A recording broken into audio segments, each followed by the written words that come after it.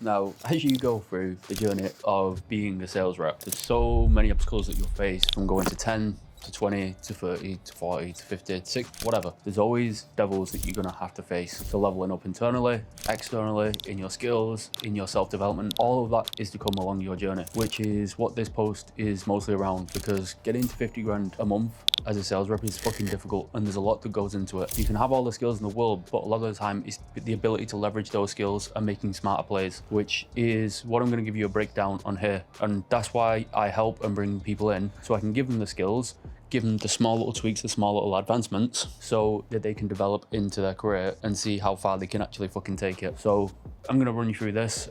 One big thing, why I move from place to place is because this is what I'm talking about. Every level there is a new fucking devil. If I want to have the ability to make more money, I can't stay in the UK. If I want to be able to produce more, I have to open my way of thinking. The UK is very, very limited, has a very, very limited mind approach. It's a very fixed environment. There's nothing new going on. There's nothing new for me to see. There's nothing new for me to learn. There's no new hands for me to shake for people that are above me. So it's so important that I get out here, I be in my own space, I be in my own way of thinking, and I see what kind of potential I have on the table. Even as a sales rep, you go through your own journey. Now I've moved into coaching people, showing people a better way, small little tweaks that should where they want to go, not just in their skills, but obviously the internal side of it as well is massive. That's one thing that I've developed. But even now, as I pursue this journey, there's still another fucking devil to face, and quite frankly, he's even louder. Because even when I got into sales, I was brand new. I'd never sold anything. I didn't know how to sell water to a dehydrated person. Never been in sales. Just a random kid from a 9 to 5 dead-end job, sick and tired of being sick and tired. So when I first got into sales, I invested into a program. Now I've explained this a number of times, of the fact that I had to go and get a loan. During that time, when I got my first sales job, I made about 4 or 5K my first month. Then there was another devil, right? I got to 4 or 5K, and then I had to figure out the next move. And I was kind of capped because I had no experience, so I didn't have the right opportunities in front of me. So I had to invest in myself again. I had to invest in a program, I think this was 4,800. So then there was another devil to face. I had to go out and find a way to collect that money to make more money, put myself in uncomfortable situations. Then we faced another fucking devil. We got to our first 10K month, 12K month, and then there was still that cap of like, how the fuck do I get to 20? So then what did I do? I went and invested in another program, which was around $18,000. Now, let me tell you, that was a hard devil to face. $18,000, and I've been in the industry for like 6 months. That is a very, very difficult devil to face, to overcome that limitation and that fear. But the ability to control my emotions and the ability to be in control of the fear that's whispering in my ear is what allowed me to progress and grow. Then that program allowed me to get to 30 grand a month. So guess what? There was another fucking devil. Now, this devil was a little bit easier because I'd already been through the journey and I've already internally developed into what I needed to be able to take that next step. So we went from an 18K program to now personal development into a 5K per month investment. Now, that's where things really changed. That's when I got so much fucking better, because I actually understood how sales worked and what sales actually is. Because it's not just about slapping people from pillar to post, it's more so about empowering people, understanding their limitations and what is truly the obstacle that is standing in their way. Once I figured that out, shit, I got all the way to 50K per month. Like, I was finding it so much easier to close 50K deals. I was finding it easier to close 70K deals. Like, it just becomes so much easier because I actually understood how to actually talk to different kinds of people. So the whole point of this is, as you go through this journey, there's going to be new devils to fucking face. And that's what I want to show you, because everything that I've learned, all those investments I've made in myself, over $60,000, I've been able to compact that into my own way, into my own process, into my own words, to kind of dumb it down for you guys so that you can truly understand it and you can start making the money you want to fucking make. So I'm going to run you through this and hopefully it will help. Now, one thing that a close friend, a good mentor of mine, told me, Bill Walsh, one thing he did tell me is I was stuck at 20, I think I was stuck like 25K a month. Like, I felt stuck, right? And then he actually asked me a question: what is the difference of you making 25K a month to making 30 grand a month? And then when I questioned that, I was like, there's no fucking difference. Like, there actually isn't much difference other than just my ego. So it was just my ego standing in my own way. The moment I let go of that ego, thank you, Bill Walsh, the moment I let go of that fucking ego, I passed 30K a month. I was like, fuck. He was actually right, there's no difference. But one thing that is important is an ego is good sometimes, because the easiest thing I could have done there is settle at 25 grand a month and just never push past it. But then I never would have become I would never have become the best sales rep I could be now. Quite frankly, I would put myself against a lot of people because I trust myself and I actually understand what the fuck it takes to win. Once I started making 30 grand a month, it did quite honestly allow me to live a different life, to where I had the ability to have more of a freedom of choice. And I was like, okay, fuck, this is pretty good. Now, how far can I actually fucking take it? How far can I go? What kind of stamp can I make in the industry for somebody that's never really done this before? Now, there's only a few names that I can think of that have actually touched those kind of numbers just as a sales rep, not coaching on top of it, not fucking programs or anything like that. As a sales rep alone, making like 50 grand a month, there's only a couple of people that I can think of in mind that have actually done that. But then I understood the small things that people are actually fucking missing in their process. All these things that people behave, like what it takes in terms of your beliefs, your actions, your behaviors, the limitations that you set on yourself, it helped me understand those, why I had them, and it allowed me to bring other people in to help other people and take them away for them. Anything that I've ever paid for in terms of investments for coaching, yes, I take it all in, but what I like to do is I like to put my own spin on it. My own spin in it, a way that people can understand it and can actually use it and can actually make more money. So that's one big thing that I like to focus on and make sure that people make the money they want to. But it's not just that. The whole reason and the purpose behind Set the Standard is because you have a vision in your mind of who you want to be and what you want to become, the money you kind of want to make in the life you want to live. So you have the vision, but when you step in to set the standards, the whole point is to execute on that idea, to fucking make more money, to stand for something better than just making money, to stand for a better version of yourself, to stand for a version that when you get on the call, the person on the other end of that phone can fucking feel your beliefs and your conviction and your confidence in yourself to the point where they just hand you your credit card. So I just wanted to run through that pretty quickly. Whatever path you're on, whether you're at 5, 10, 15, 20, just know every level there is a new fucking devil to face, whether you like it or not. As a sales rep, you should be putting yourself out there, putting your feet in the fucking hot seat, in the fire, so that you can actually get the help you need. Because if you just pretend you said this and pretend you said that and you said this worked but it didn't work, if you're not putting yourself out there, how is anybody supposed to know what it needs fixing? So if you're a sales rep, one big needle mover is getting your calls reviewed. Getting your calls reviewed by somebody ahead of you, so that you can get clarity on what you did, and then I can give you a new perspective on why it didn't work. So let's have a look at this. It's just starting off cold.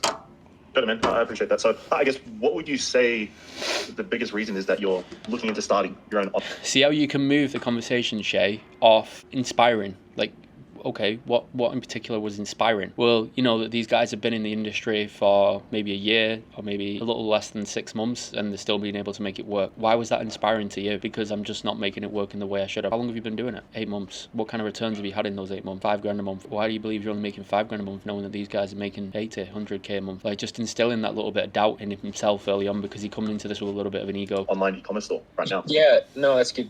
So my thing is I have a pretty good job right now, pays pretty well, but it's in office 5 days a week. See, with a pain point, see how they always defend it as well. Like, he's already defending. I have a pretty good job, it pays pretty well right now. And then he'll defend it first. Then what he'll do is he'll explain the pain, but he wants you to know that it's not as bad as you think. So he'll try and defend it first. And I'm kind of an adventurous guy and like camping and like being off grid and, you know, want to use my Starlink to work and do all that. So I feel like having a little bit more financial flexibility, you know, would be more conducive to my lifestyle than in office 5 days a week and not having any of that flexibility. So just to get clarity, what is it you do again?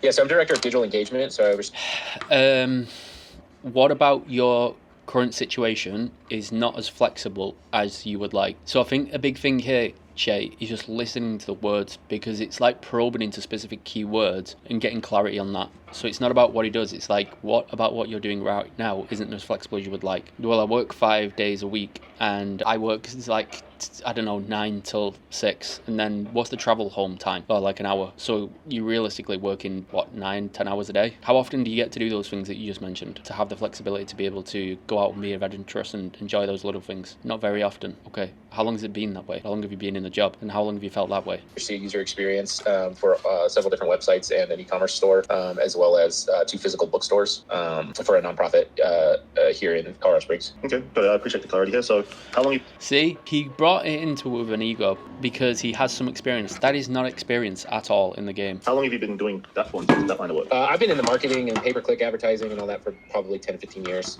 Right. So here's another big thing. If you're on a sales call, right, you have somebody that wants more flexibility. They want an outcome of being able to leave the job. They want an outcome of being able to live a life of freedom, so to speak. If they tell you they've been in a particular situation for 10, 5, 15 years, whatever it may be, that shows you a very fixed approach to their life, a very stuck way of thinking. And the likelihood of that person getting out their own way at the end of a call is so fucking minimal. So at that point, you've got to understand that you've got to have a strategy in place at that point to understand this guy is going to be so far in his own way. He's going to be stuck in his patterns. He's going to be stuck in his way of thinking. He's going to be stuck in his behaviors. My job here is to shift an identity. If you identity sell, that is the most powerful thing ever, because the person they are today, the way they're living today, and the present version of them, it's clearly not getting them to where they want to go. So I have to shift their perception of their present reality into the identity of who they want to become, the version of them that does have the flexibility, that does have the freedom, that does have the money they want to make and lives life on their own terms. So at this point, you've got to be able to shift that identity.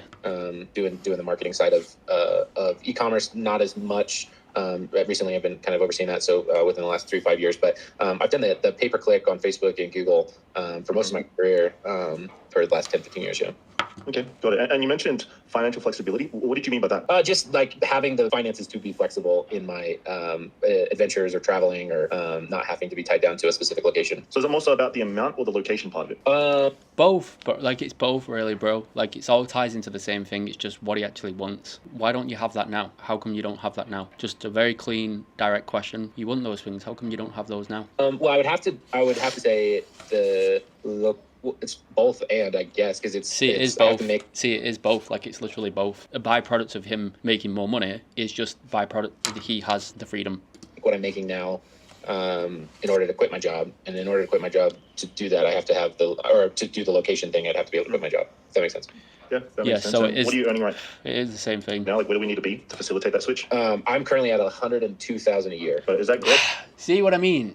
People say they make pretty good money. Yeah, I make pretty good money. I've got a pretty good job. How much do you make? $102,000 a year. Like, fuck! I am physically sweating if I make 10 grand a month. That's his perception, right? So that's why it's so powerful. As a closer, your fucking job is they have a perception, which is their interpretation of the way life is. But the job as a closer is to open up a new perspective. So it's the perception versus perspective, right? Their perception is, I'm making pretty good money, I have a pretty good job, but I also don't have the flexibility I want. Your perspective is a new way of having the flexibility by being able to make more money. Like, well, I've seen people make 80 grand a month, so I know that that's not pretty good money. But you can't just say that, so you've got to get him into a way of realizing that. Gross or is that net? Gross. Okay. So roughly speaking about net, would you say like $6,000-7,000 a month after like tax? Yeah, it's 7.5. Okay, got it, man. I appreciate the clarity.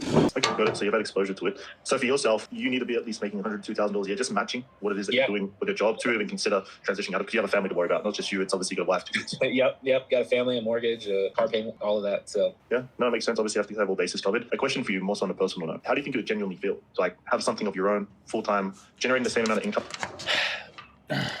This is very, very surface level. So you've got to, this is future pace, but it's so surface level. Elaborate on why is that so important for you to be able to go out there and have your freedom back? Why is it so important for you to just go out there and camping and enjoy the little things in life? Why are all those things so important for you? How long have you wanted them? Why do you feel like that you just haven't had that ability to be able to do that yet? Why hasn't this already happened? Why aren't you having that kind of life you want now? What kind of a life do you want to be able to provide the people most important around you? What kind of values do you want to be able to stand on by doing this, by getting out of your fears and being able to enjoy the little things that you want to enjoy? So Kevin, when we look at this thing together, right, we look at Kevin a year from now that has removed this fear, let this fear go. We're able to get up, pick up, leave, live however we want, wake up, look in the mirror and feel proud about what we've done, to be able to enjoy those little things in life, such as camping trips, but not most importantly, to be able to take the kids away and actually spend that quality time with them, because they're getting older and they've only got so much time, those quality memories to enjoy with dad. So for us to actually put you in that position,